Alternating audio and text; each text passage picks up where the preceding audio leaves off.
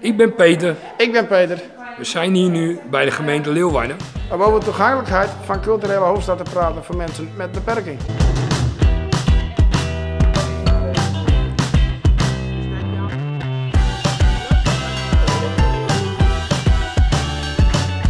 Tamara, wat vind jij belangrijk van toegankelijk in 2018?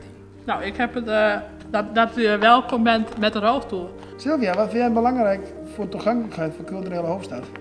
De hoofdstad? Dat is een goede vraag. Vrijwilligers. Waarom? Want dat er vrijwilligers binnen, Ja. dat is net vrijwillig. Nee, dat klopt. Dat mensen met een beperking naar iets kunnen wat niet te duur is. Oké. Dus dat alles zo goedkoop mogelijk geregeld wordt. Volgens mij is dat wel... Nou ja, ik vind het ook belangrijk dat er winkels zijn waar ik ook met mijn rollator kan komen. Want ik zit nu steeds met de deur.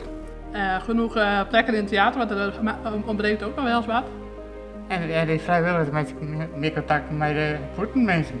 Bij sommige concerten bijvoorbeeld is dat nog veel te duur. Ja. En daar hebben niet alle mensen geld voor. Nee, klopt. Inderdaad.